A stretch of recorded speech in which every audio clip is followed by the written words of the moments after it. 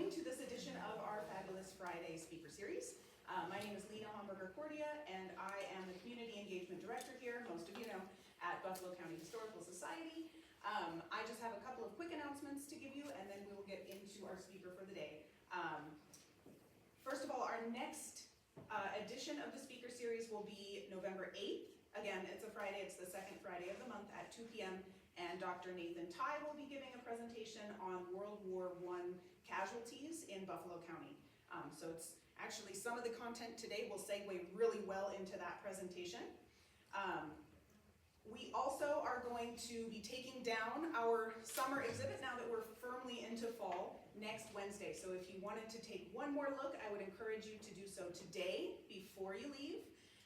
And then we will be preparing for the annual Christmas walk here shortly. I know it's a little early to start thinking about it, but it comes up really quick. And then we also still have our quilt raffle going on. So if you see on your way out the door, we have this beautiful quilt made by some of our archive volunteers. Tickets for the raffle are $1 each, and we will draw during the Christmas walk this year. With that, I wanted to introduce today's speaker, Dr. Torsten Homberger, who happens to be my husband. It's not a coincidence, there is a relation. He will be speaking today on how textiles shape our world. So it's not just textiles, it's material culture. It's all of the stuff that makes us who we are. And to use some of the materials from our collections, we pulled some of the materials that are not on display out of our Textile Tales building. So you can't touch these materials, but after the talk, if you're interested in looking up close, we encourage you to come and take a peek. And he has the special gloves that he'll be able to use and kind of show you some of the content while he talks. With that, I will give it away to our speaker, and we will take questions at the end. So again, thank you for coming.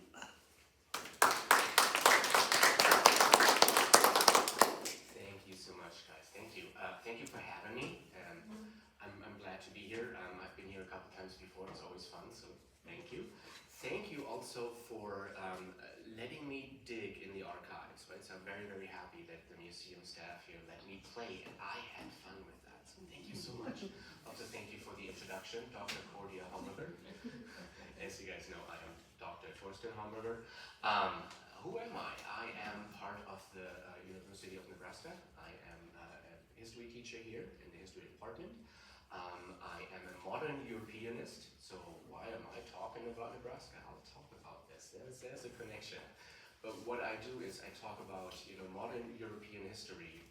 We talk a lot about war, right? And you'll see here, and I think my title slide also shows Buffalo County is connected to the world. The boys were sent out several times in the last century, and so we have lots and lots of stuff that was donated, right? And so we actually have connections to the world and the world wars, and all of this stuff comes from here, right? Even some names of the individuals who donated these materials. The names are familiar, they're still around in town, and I hopefully have a chance to talk about that too.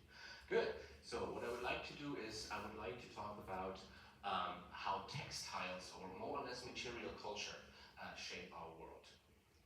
Why would you listen to me? Well, I'm a specialist, right? So I'm a modern Europeanist who specializes in cultural history. And my book, I did write a book, right? It's about, Hitler and the Nazis. Probably you've heard of that guy, right? Hitler is a bad guy, right? The Austrian with the small mustache. I'm a Northern German. We like to make fun of Hitler and the Austrians, right? So obviously Hitler is a bad guy, but why did the Germans vote for him? That's the question that I asked myself before I sat down to write my book. And the idea is that their outfits were fairly modern, and they gave them an image that was violent and radical, and also clean cut and bourgeois at the same time. So if you're interested, I can get you a copy of my book for really cheap. Okay. But what am I saying? I'm saying that I know a little bit more about material culture, the connection to politics. I know quite a bit about war, right, and about uniforms. And so that's what we have laid out here, and that's what I would like to talk about today. Good. So let's start. Buffalo County and war, as we said, right? War. The last time we had war here, it was probably 200 years ago, and it probably involved Native Americans, right? No, of course we never had war here. None of these wars played out in Buffalo County. But there are connections. So why do we have a children's uniform here? Did we ever send kids to war? No, we didn't. No one in the United States did. But there's something that we call nationalism and enthusiasm for war, patriotism, and that's the first thing that I would like to talk about. So why do we have these things here on the table? Basically, it had a lot to do with the Napoleonic Wars and nationalism. Now, as we had a nice discussion here earlier, there's many of you guys in this audience that have European roots. Not only European, some of you guys come from the area that we now call Germany. Wow, so we have World War I and World War II. Nebraska boys went with their German and Czech last names, and they fought people on the other side. The Czechs actually belonged to the Germans at that point of time, and they fought each other. Why is that happening? Well, long story short, this guy here, Napoleon, after the French Revolution, showed everyone in Europe what they were not when he was exporting his revolution to the people of the German lands, right? He tried Russia, didn't work so well. But what the Europeans learned from him is that they're not French, that they're others, they're Germans, they're Poles, they're Czechs, but not French, right? So this idea that you have a nation state, the French invented that during the French Revolution, right? So in 1789, they thought, democracy for everyone for the first time. The British checked it out and said, no, not everybody should vote. There are many people who are uneducated. We shouldn't be doing that. And the French said, yes, let's do it. That's the only way to have real democracy. So ultimately, the Austrians and the Prussians declare war on the French, revolutionaries, and the revolutionaries now call to arms everyone. A levée en masse is what we call that. So a people's army for the first time. So you have young men who are called up to arms, young women, meet in revolutionary circles and make bandages and wound dressings for the military. Older men supposedly stand at the street, like me, right? Stand at the street corner and give rousing speeches. That is that's the birth hour of nationalism. And ultimately, what did nationalism lead the Germans to do between 1914 and 1918? The First World War was, partially came about because of a very, nationalistic pride in Germany, and the Germans thought, our empire came too late, we don't have any colonies, the British have taken everything, we need to fight for our rights. So you know where that story went, right? So the Germans lost. However, you had many young Germans in Nebraska during this time, right? So between 1914 and 1918, what happened to the people of Nebraska who had German heritage? Do you guys know that?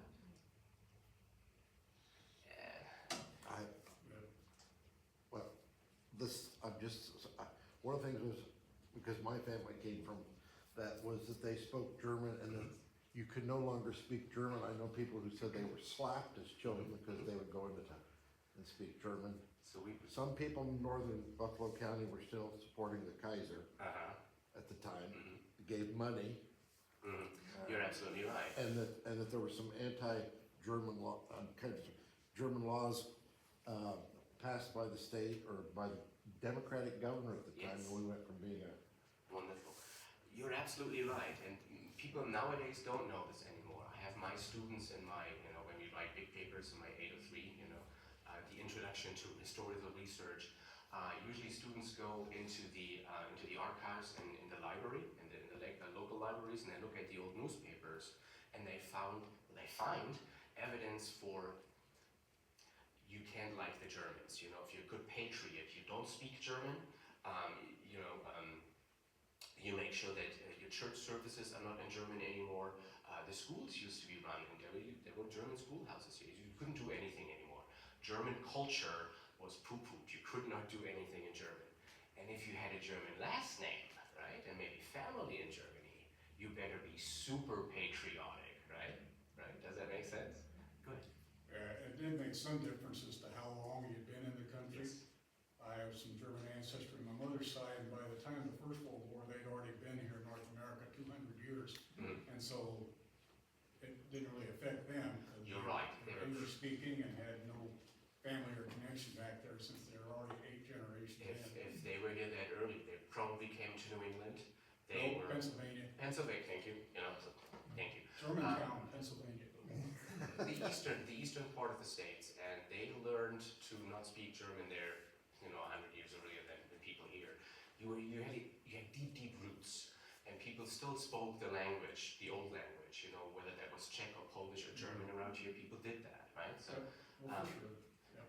Yep. you're absolutely right. I want to show you a picture here. This is a picture of a World War I uniform, right? So you guys don't know, but I'm a military specialist, and this uniform is fantastic. It is awesome for trench warfare, right? So what are we seeing here? We're seeing a young man in a khaki outfit, right? So this is probably a wool and cotton blend. It's light. The German military used to have wool, right? Really thick wool jackets. The American military in World War II, whenever they captured someone, they take their uniforms and then have someone check out what it was, and usually the American intelligence report would read they have very high quality uniforms. They're very thick. The wool content is fantastic. This is less wool, and this is a lot lighter. Right? So this is something very practical that you can wear. Obviously, in the trenches, you would probably wear a trench coat on top of that, right? So a coat that is more or less waterproof, not the rubberized stuff that we have nowadays. What you also see is that this gentleman is wearing these riding pants here, right? These jodhpurs is what we call that. The name comes from India. The pant style comes from India, right? It's made for polo, horse polo with this long stick, and you ride with the horse. And it's a sport of Indian elites. When the British came in, they said, "Oh, that's fantastic. Are you practicing war?" And they said, "No, it's polo. It's a game." And so the British were, "Ooh, may we play?"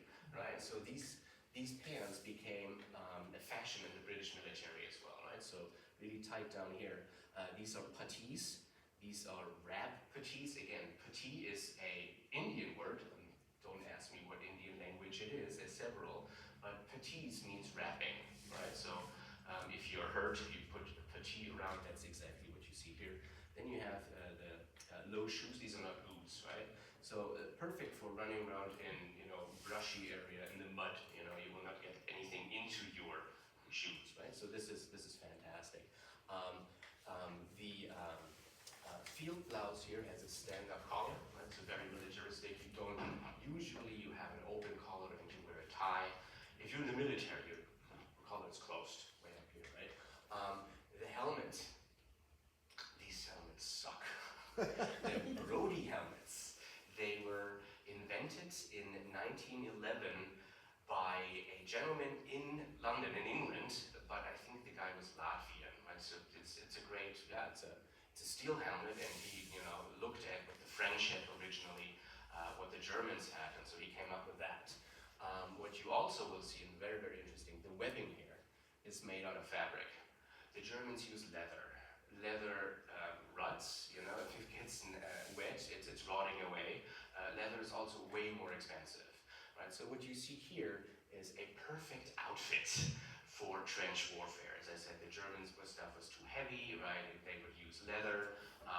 Also, the color is very, very interesting.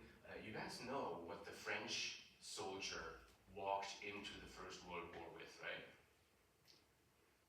Pantalon rouge. They had red pants on. I kid you not, you could bright red. No camo effect whatsoever, right? So here, the Americans have taken a lesson, and they know what's going on. By the way, you guys know when the Americans entered World War I? It's not 1914, they came in much less. 1917, of course. Thank you guys, you of course know that. Thank you, Wonderful work. Obviously, the guys in the American military had taken a lesson, and they had seen what trench warfare looks like, how the French went in, how the Germans went in. You need a steel helmet. the webbing is fantastic if you make it out of material that's not leather, right? So this is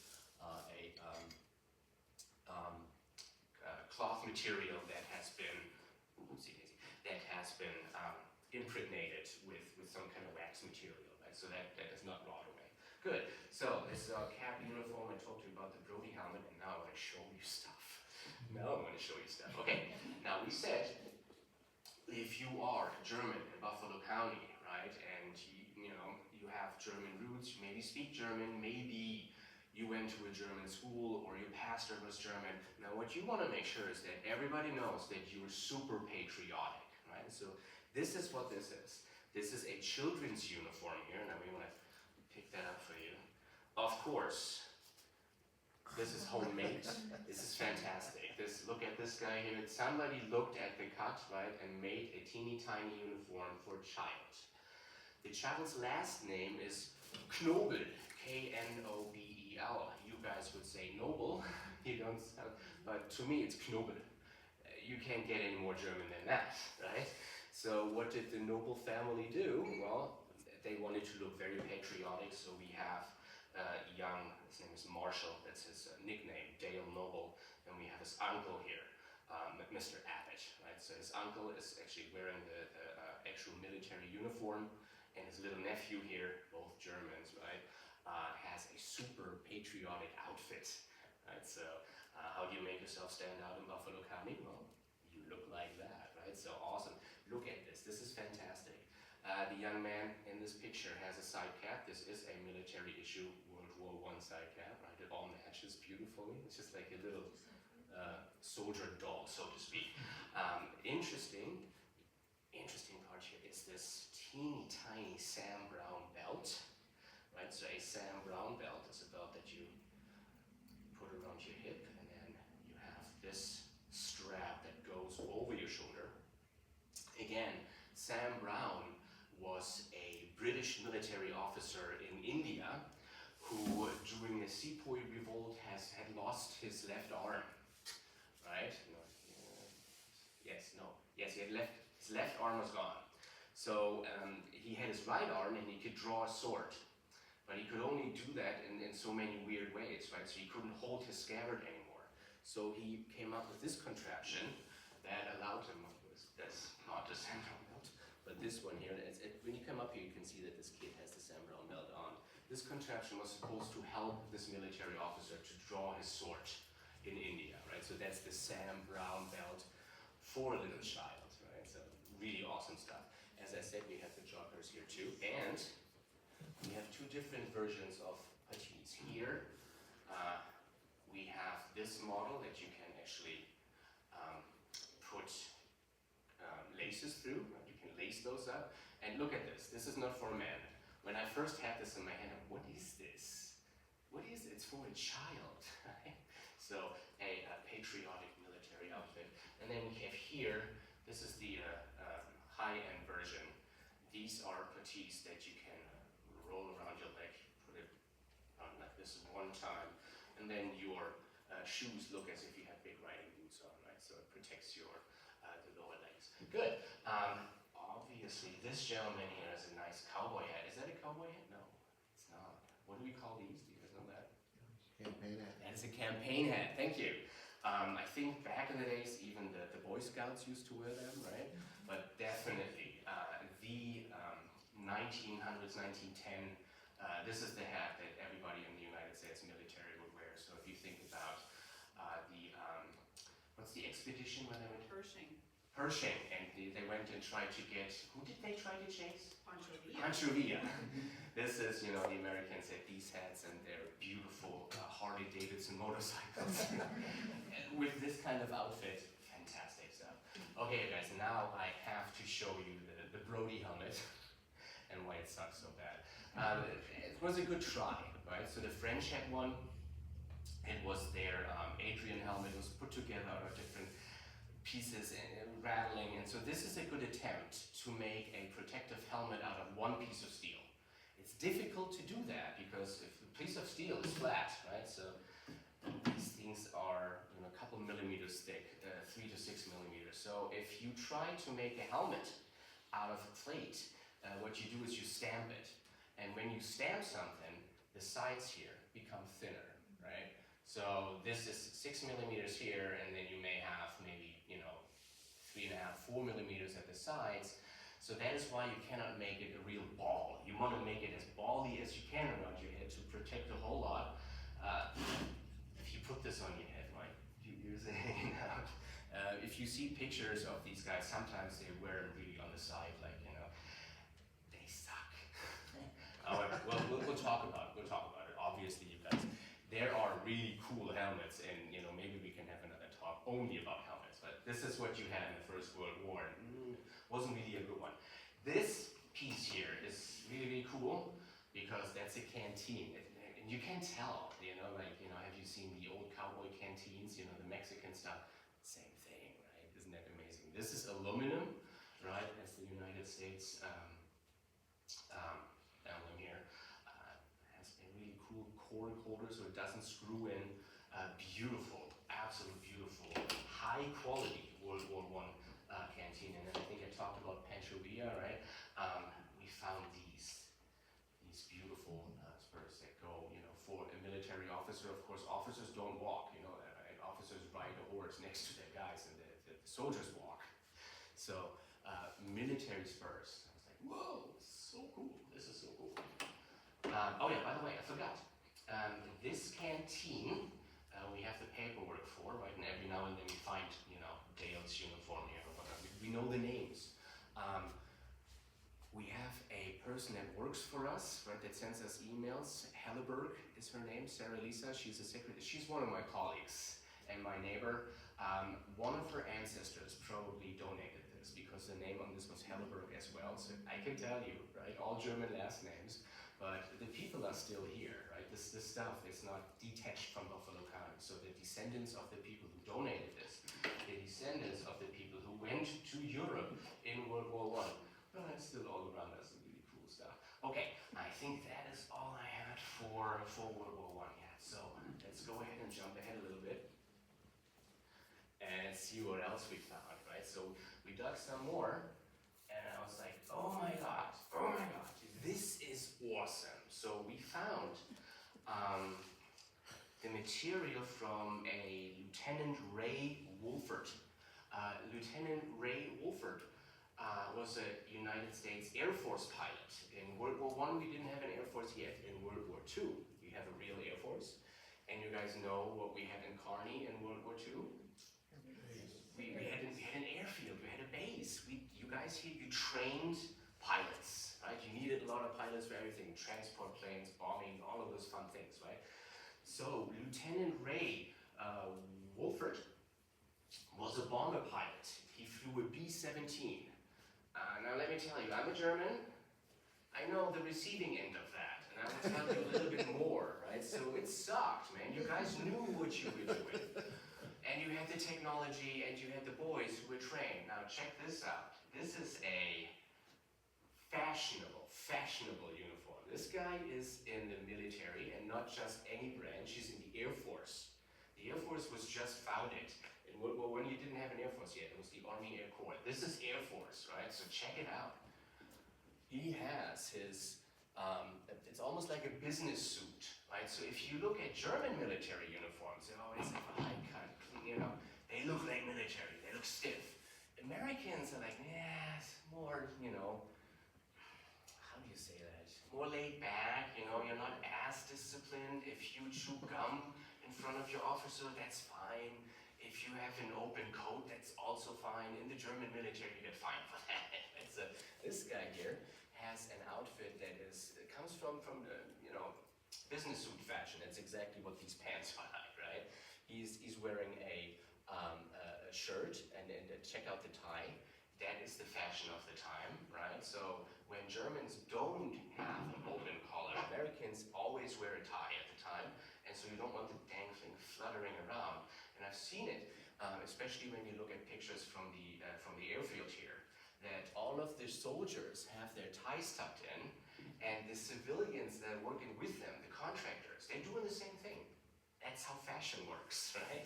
Especially with the military, that's how you set trends. Thank you. He's wearing a leather jacket, and leather flight jacket, right? And then of course he's got this iconic hat, you know, that's an Air Force cap, and you can tell from far away it's an Air Force guy. So, right, so you can tell that he is a high-ranking and, you know, highly educated guy. He went to college, right? And so what we have from him, wow, I was really amazed. Several things that we found from him here. So we have his gas mask. So I looked at this and I was like, holy cow. You guys didn't have plastic in World War II. So I don't know what kind of composite material this is, but this is made for a B-17 bomber pilot in case the engine gets hit, right? And there's fumes in the fuselage. You need to have a gas mask, right? So this is what that is. We also found his flying goggles, really, really interesting, right? Really weird, as if you're like, you know, I don't know. If you're flying in the sun, is probably what this is meant for, and you can fold it up, right? So it looks weird, but really, I looked it up. It's all original Air Force material. Now, the coolest thing I found is this. The Norden bomb site, maintenance and calibration. I almost screamed when I saw this, and I'm like, oh my God, Lena, oh my God, you know what this is? And she was, nah. And I'm like, this is one of the earliest computers ever. So the Norden bomb site was a machine that they put into the B-17 bombers, right?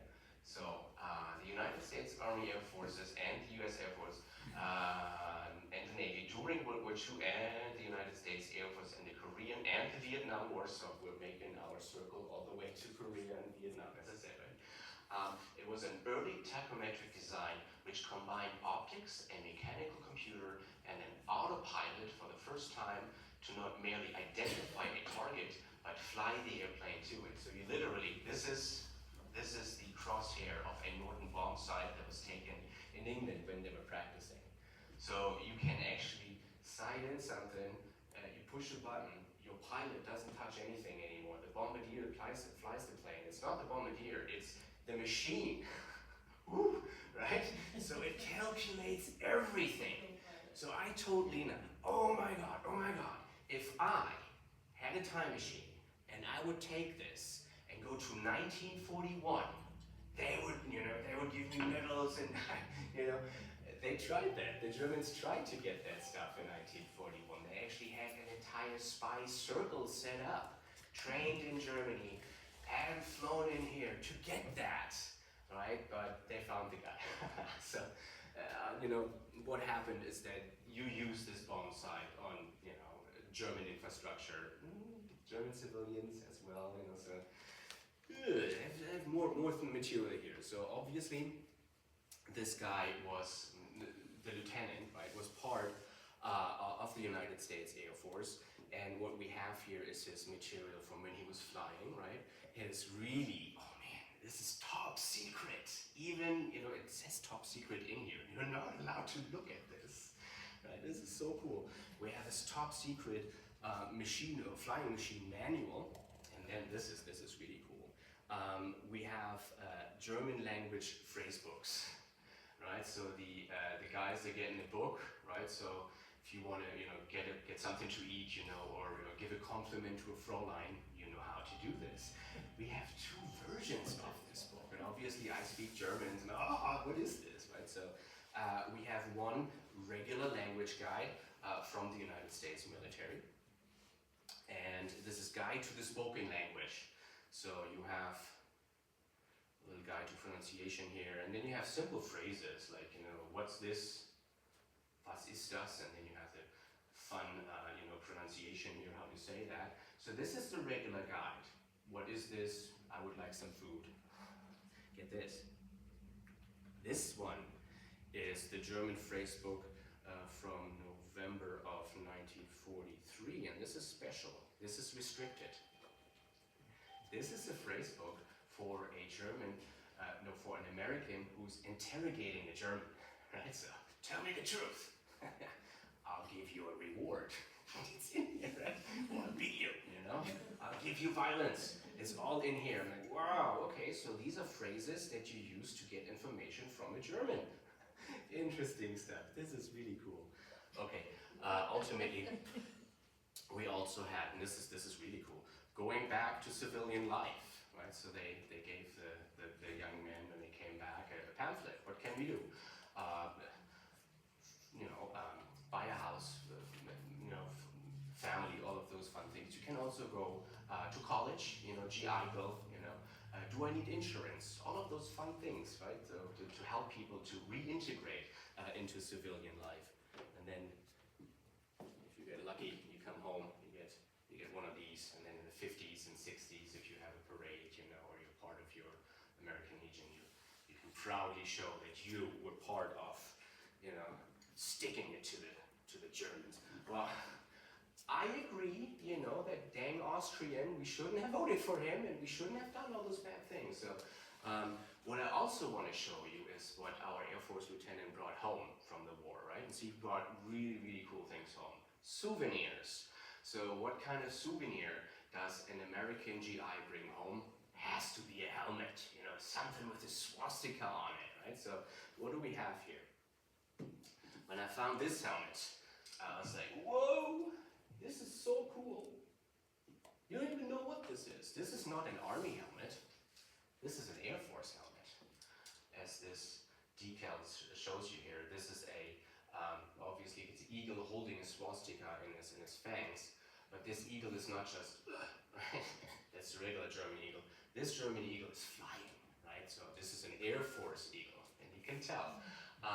So what we have here is a Air Force Field Division helmet. It's not, and you can basically tell if you look at it, it's a really dark blue. This is not gray and it's not green. This is Air Force blue, right?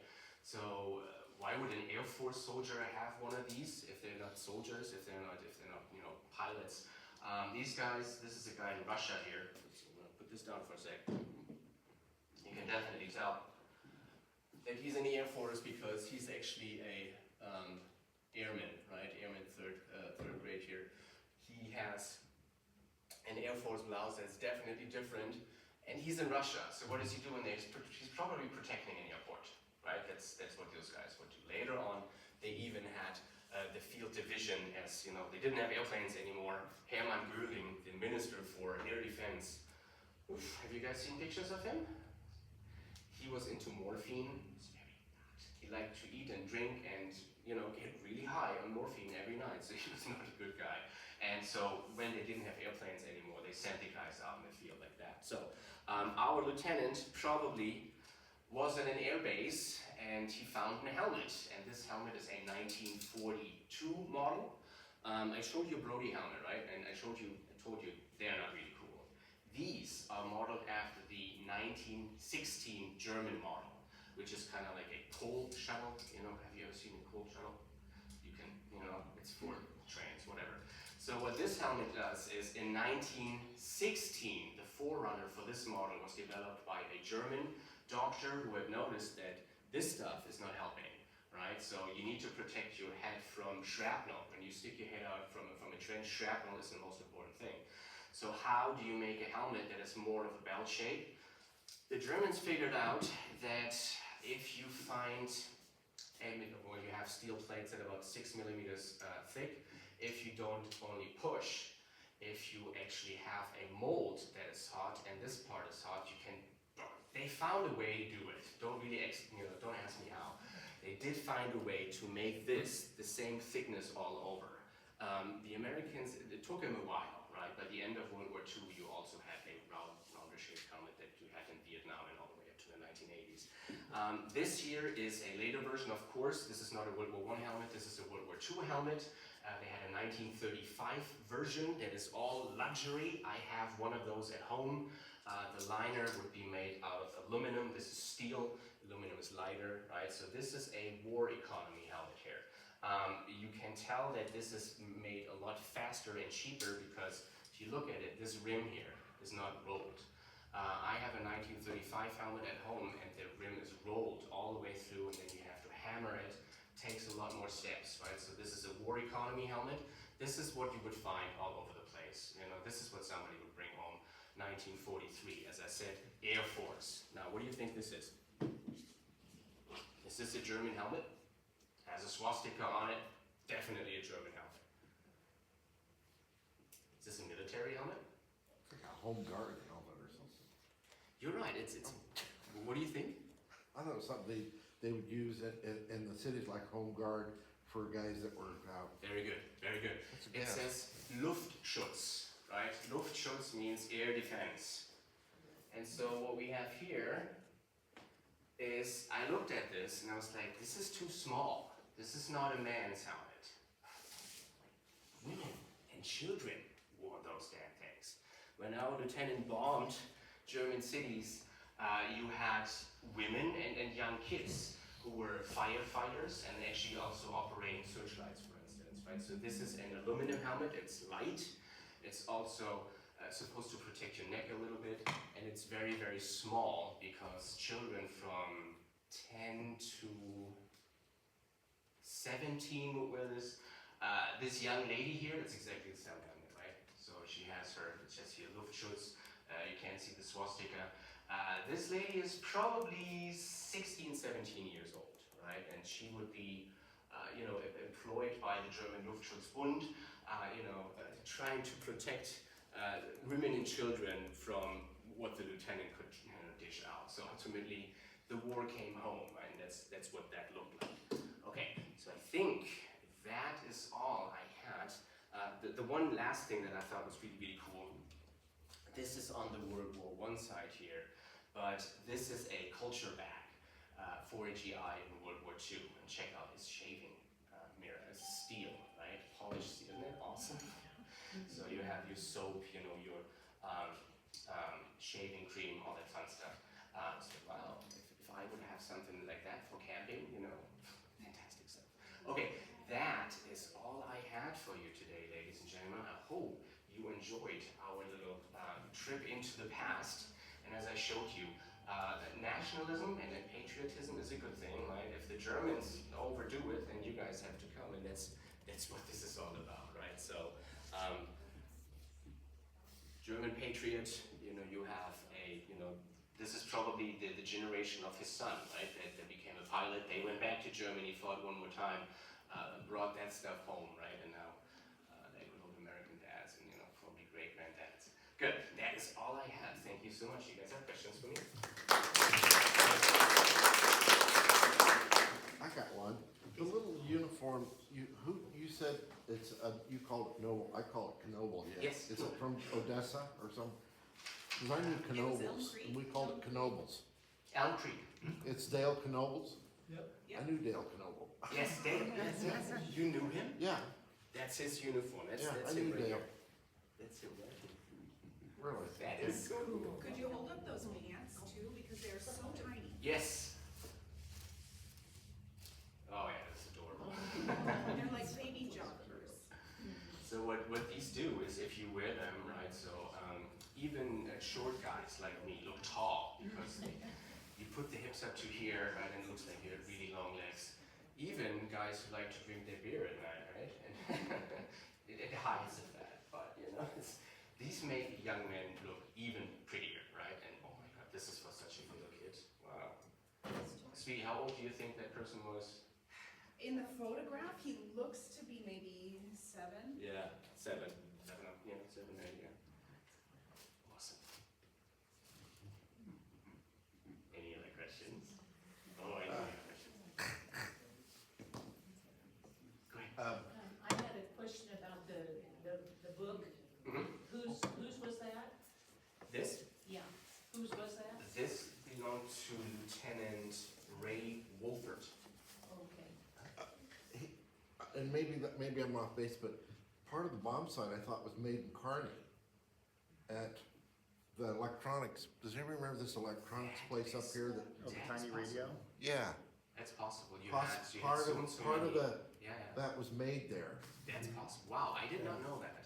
I know that this site is so fantastically forward-looking when it comes to technology. It's a computer. It's like one of the first computers ever, right? And yeah, that would make sense if you have your airfield here and if you have industry here at the college. That building's gone, they used to repair TVs and. Yeah. Dr. Ty, did you know anything about that? Yeah. Well, in Dr. Elizabeth. Fairmont, at the Fairmont Army Airfield, the Northern bomb site, there were a lot of mentions that it was armed by a guard on all four Yep. corners. Yes, Because it was yes. super well protected. As It's I this said, tiny you little know, building. And the crosshairs are made of spider web, is my understanding, Wow, that would make sense. It's, because it was fine in the. and yeah, durable. That makes sense. Wow. Because of the silk, probably. Hang on. Go for it. Yeah, the general engineering term for what type of computer they use was called analog computer. Mm-hmm. And they've used that for different, when I was starting engine school down at the U 50 years ago, we talked about some of that stuff, and it's just, Can you tell us what made this thing so so technologically forward-looking? not precisely, no. Me neither. They would take into account the forward momentum and Yeah. so they could calculate, given the speed of the aircraft and the elevation of the aircraft, so when the bomb was dropped, you could calculate the trajectory and It's incredibly complicated, right? So you have this arch, and then the airspeed, and then the speed of the wind outside. Oof! All of these things that wow. As I said, it's a little computer. More questions? I was curious about the material used in the wool uniforms. Were those manufactured all in Germany? Were they imported from all over Europe? The German uniforms definitely came from German wool. You also had later on, the wool was too heavy, and so in the Second World War they came up with a tropical uniform as well. You guys may actually have seen some of these because the Atlanta Camp Atlanta. You guys may have heard of that. There were lots of these Germans that wore these Africa uniforms, and that was cotton, right? So it was a cotton blend. But then again, if you have a 1939 uniform and a 1941 uniform, by the end of the war, you had a hodgepodge. Not everybody in the unit had the same outfit, and you would have someone with an older uniform made out of wool, and then someone with a new summer uniform, right? So that it would. There's a variety at the end, so to speak. Didn't look all that good. Were different places too. Mm-hmm. Some were in Africa that had different things, and they had the cannons and the things. My uncle, he would have been about 1950 when he went into the service. And he was an engineer, and he sat behind the pilots and kept the plane flying and things working. Incredibly complicated stuff. So, I'm afraid of heights. It's not for me. I think the Navy would have been for me. Get a square meal and never sleep in the dirt. Maybe Lena can answer this too, but there's so much of this out there, the old uniforms that everybody saved, but is there any gaps? I mean, for people who want to donate, is there any gaps in our collection that you really wish we had? At this point of time, probably Desert Storm. If there's anything out there, that's 30 years ago. Maybe somebody at this point of time was willing and able to say, well, I've had it for long enough.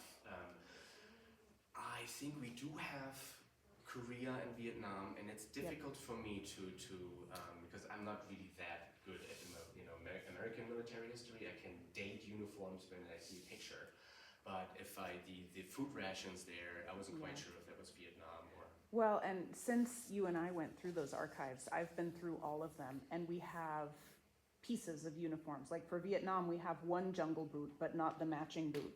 We have some parts of Vietnam and Korea uniforms, but maybe not the full sets. So We're we strong in helmets and hats, but we Yes. don't have a lot of we have a lot of the paraphernalia, but not necessarily the full uniforms.